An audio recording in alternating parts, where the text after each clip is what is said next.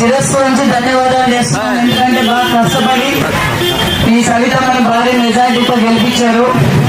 మరి మీరు ఏ నమ్మకంతో అయితే మీ సవితమ్మ కోటేశారో ఆ నమ్మకాన్ని నేను కూడా నిలబెట్టుకుంటాను.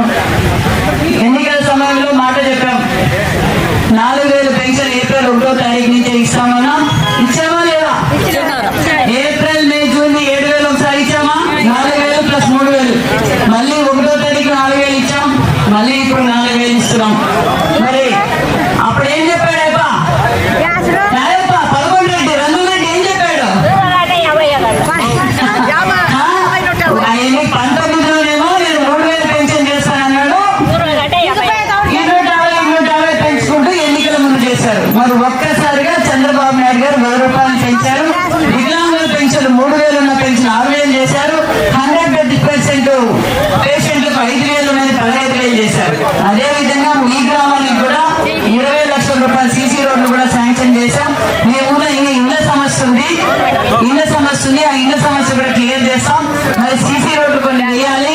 ముఖ్యంగా డ్రైనేజ్ సమస్య ఉంది. కొత్త